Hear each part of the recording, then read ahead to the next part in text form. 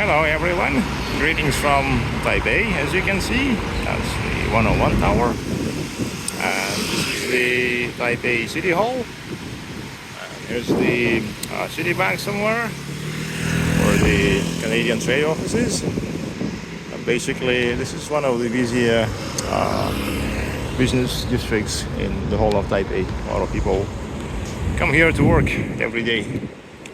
And today will be a slightly different video from the usual bit. This isn't a travelogue.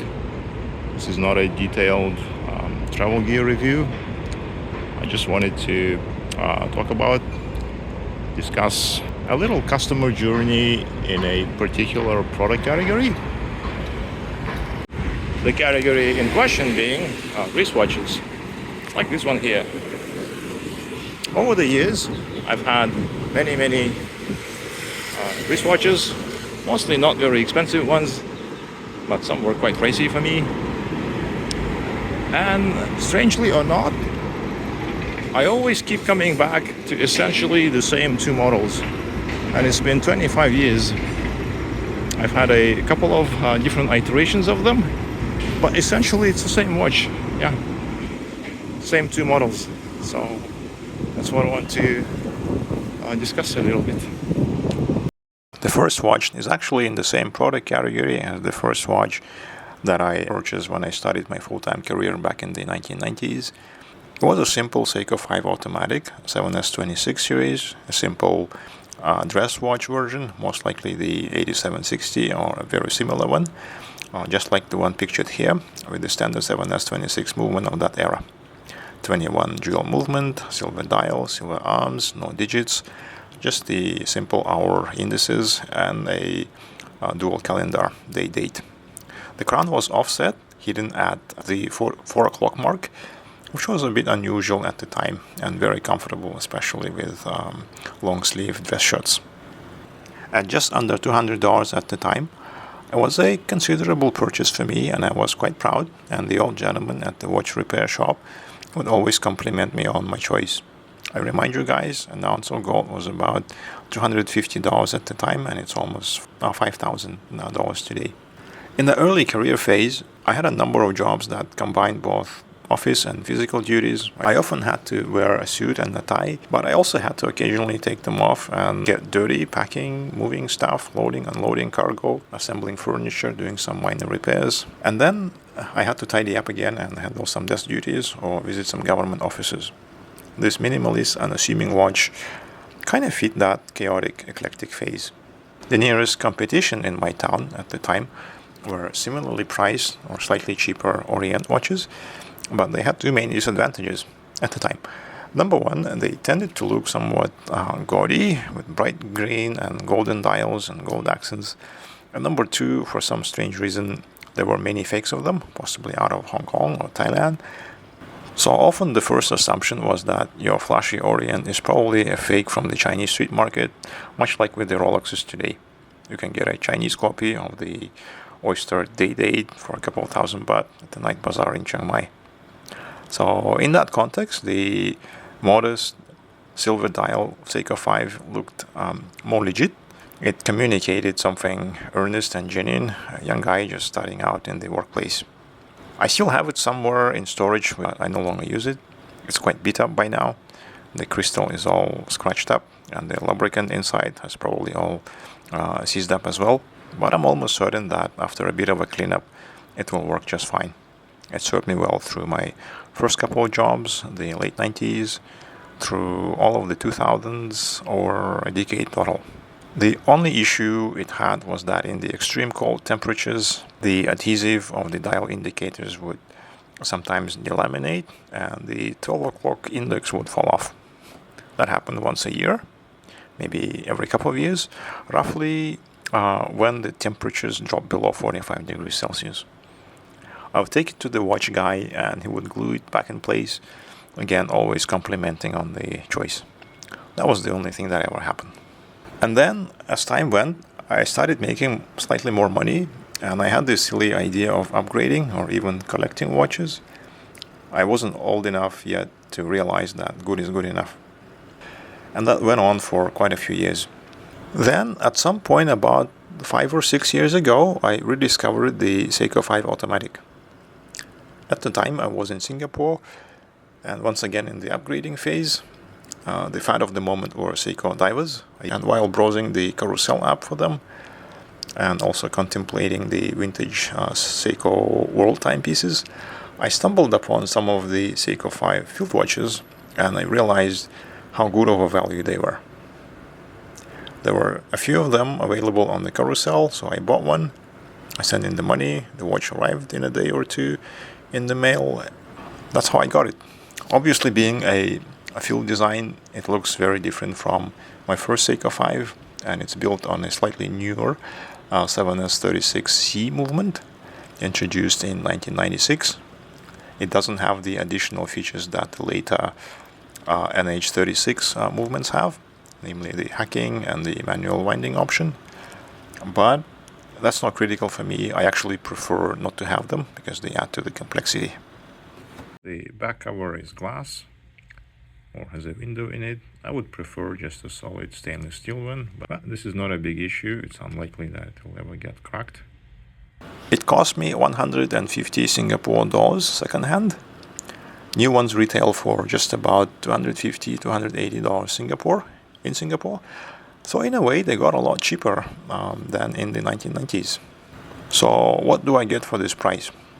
Number one, the Seiko reliability is still here, even though the watch is most likely assembled in China. All the key components are made in Japan. Movement is made in Japan. It's quite accurate for an automatic mechanical watch, maybe slightly more accurate than the older generation, having 2 additional jewels. It does still have a bit of a drift or error accumulation, but not as severe as in the old watches. I need to adjust maybe by a couple of minutes once a month. So no other adjustments, no servicing, no nothing. The day-date calendar is very handy. Nice feature to have at this budget price point. It has an immensely readable dial. Easy to read almost under any circumstances. Even in the dark. Illumination is pretty good, especially if you've just been outside or the day before. It's small enough and light enough. It doesn't interfere much with any activities like typing. The reserve is stated at 40 hours or so. I feel it's mostly correct. I never have to wind them up. One short walk outside in the morning and it keeps it wound up for the day. Sometimes when I switch to my other watch, even after a couple of days, it will still keep the time. It fits almost any attire, even a suit, business casual, jeans and a t-shirt, anything, you can go wrong with it. So if you were planning to spend $500 on a Hamilton Hockey, you can maybe get a second-hand Seiko 5 for $100 and yeah, just keep the difference. Also important from the cost perspective, being a field watch, it's compatible with any later type canvas straps. I think it's 21mm for this one.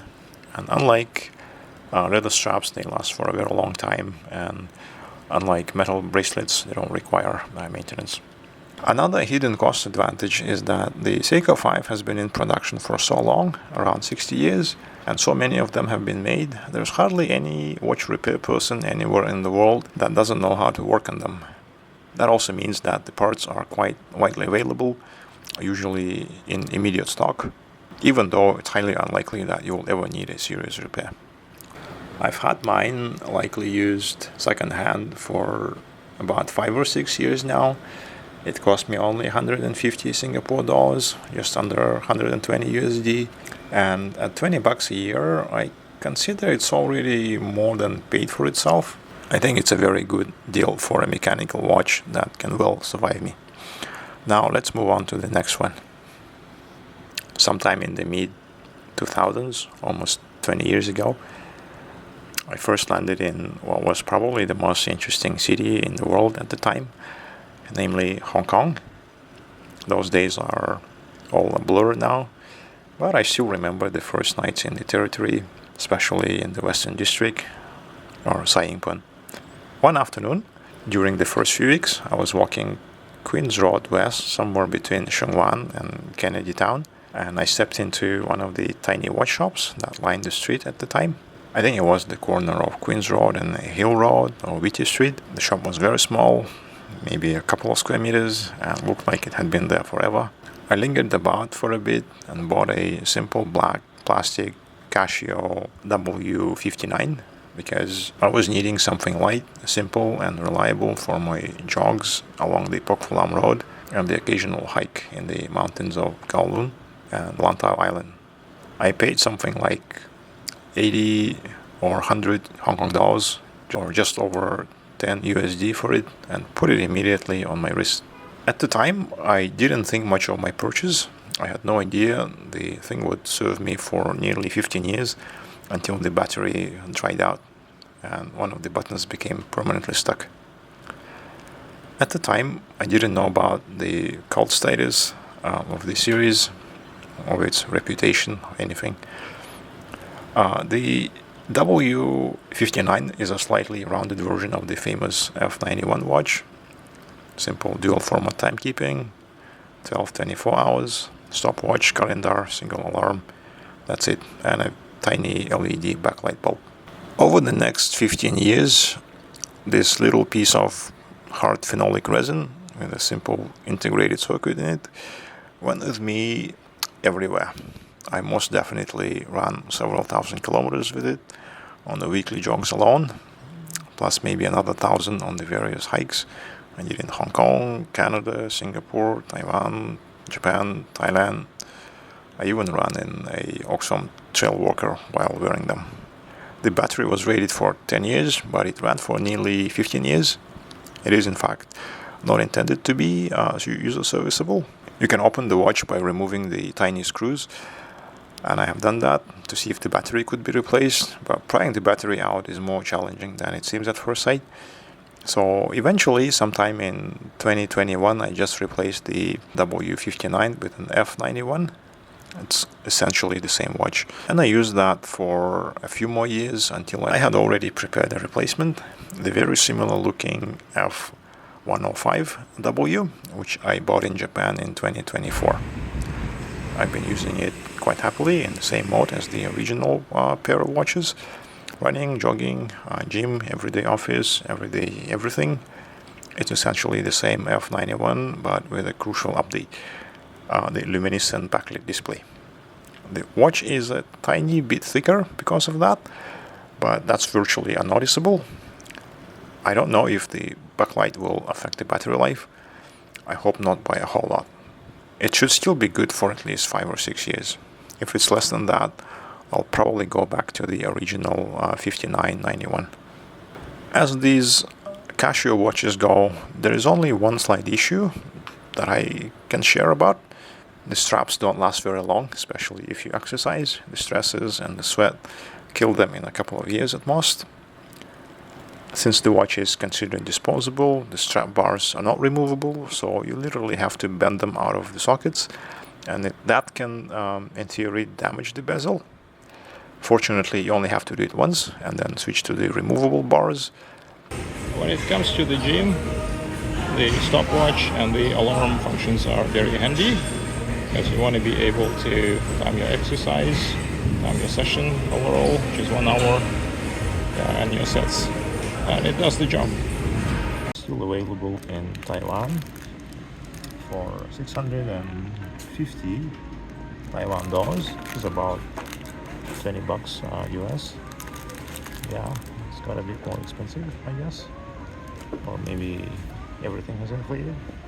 Personally, I prefer the one with the blue elements on the face.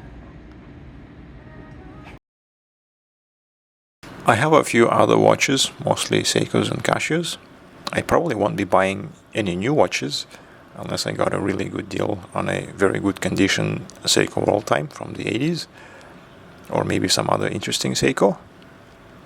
But the combination of these two watches, a Model 5 automatic and a cheap plastic Casio, answers virtually all of my needs. Number one, I'm never without a timepiece. 2, they don't get in the way of my activities, whether I'm in the gym or on a hike or just typing away. They don't get in the way. They're not overly bulky like some diving watches or G-Shocks. They're not overly expensive that I would be afraid of damaging them. So they kind of barely exist, but they do the job.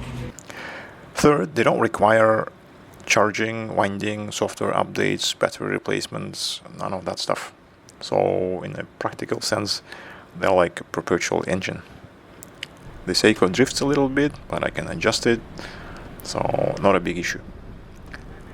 4, they don't require internet connection, so perfectly autonomous devices for many years. Similarly, number 5, they don't break. I never spend money on servicing them. In fact, it will be probably cheaper to replace them than to service. 6, they do require straps from time to time, but that's a very low cost and predictable item. The Seiko still has the original nylon fabric strap, and I do have a couple of spare natos, and they will last probably a lifetime. 7, related to all of the above, I don't really stress about losing or damaging either of these watches. The cost to replace them is very low at the moment, and the total cost of ownership is literally single dollars per year, effectively free in today's environment. So in my world, a Seiko 5 and a simplest Casio is a no-brainer combination. Maybe the final point is about the combined usage, combined value of them. Because they're so low cost and so complementary to each other, I almost always have either one or the other, or sometimes both, near me, on me, and depending on the activity, I can choose one or the other. For instance, going to the gym, okay, Casio. Going on a travel, on a business trip, it's going to be Seiko 5. One is very light, the other one is very easy to read, and I think that has a bit of a value. And yeah, it's a no-brainer combination. So these are the value points that I discovered and confirmed over the 25 years of using these watches.